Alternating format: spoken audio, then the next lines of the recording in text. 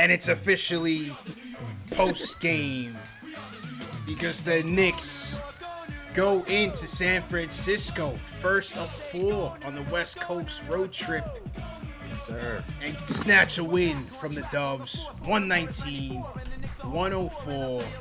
Jay Ellis and Ashley. And this was RJ, man. This was RJ's game. 28 points, 5 dimes, 10 of 17 from the field. RJ was locked in from the beginning to end. Sorry, Wiggins, but RJ's the king of Canada. Let's go. Right. The 9 god. The 9 god takes his crown. And the music is going. Back at it, J. Ellis. Let's tie this thing up. 8-8. I like it, man. I like it, man. All right, give me some thoughts on this game, bro. Man. Hard to get your thoughts together after you've been watching the game. Yeah. Nah, it's hard. Yeah, it's definitely tougher to watch alongs, but you know. Yeah, definitely tougher to watch along. Yeah. But I'll say kudos to Elfrid Payton, who played admirable defense on Steph all night long. It's hard to contain that man, but he did. He played great defense on him all night, even though Steph scored 30 points. Yeah. Hard to say that when he scored 30, but I agree with you, though. I did like Peyton's energy, though. I did like Peyton's activity on the defensive end, though, for sure. Exactly. I think it set the tone. The defense was there all night for the Knicks in general, with the exception of the second unit at the end of the first quarter into the second quarter. You know what I'm saying? Defense prevails, like I said. It also helped that the defense kicked in the third quarter when the Knicks were able to push that lead. And the Knicks actually end up winning this game 119-104. 119-104. Ash, what were your thoughts?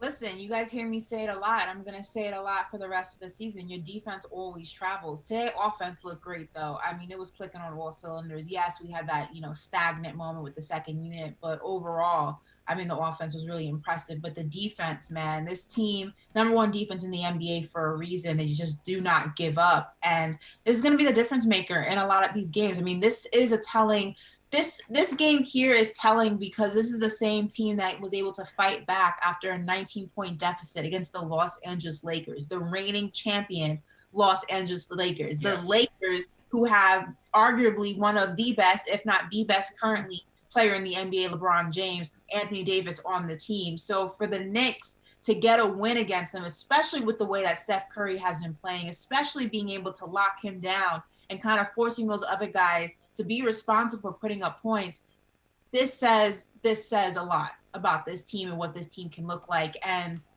I don't know exactly what kind of pep talks Tibbs be giving them. I don't know what goes on in those practices, but whatever goes on, this defense is special. Yeah. It's a big deal. Yeah. They I think they came in locked in, and like JL said, even though Steph had 30, it was a quiet 30, and I still thought that Peyton's activity, made a difference. I thought they did try to trap him in some cases when he crossed over the half-court line. So they did try to give him a lot of different looks.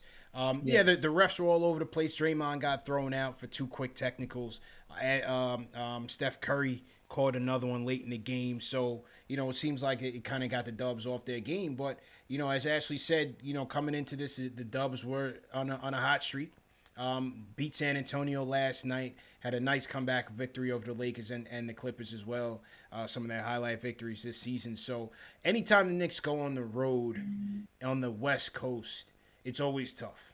And this has always been a tough place to play no matter who they have on their team. So for the team to kind of start off and really just lock in, from beginning to end, this is important. You have a 4-game West Coast trip.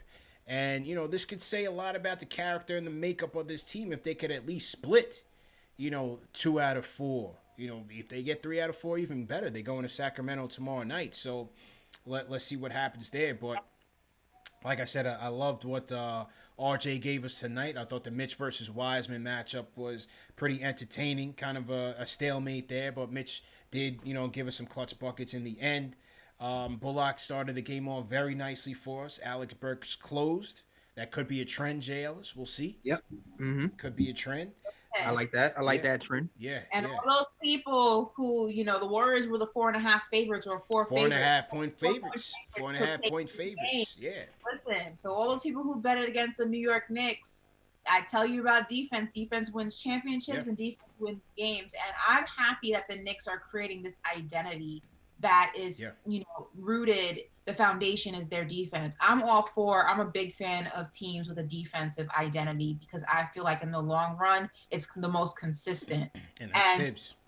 It's hard. Like you said, you spoke to it. It's hard to go out west sometimes, especially when you're coming, one, the time difference, and then two, when you're coming off of a stretch, of games where you're playing back to back, then having a stretch of rest games. Mm-hmm. Sometimes you can come out lethargic. Sometimes you can come out worse than you were before you went into that rest. And these guys, the rest did them good. You can see it. Yeah. And they were refreshed, especially RJ, man. Especially RJ. Yeah. Mm-hmm.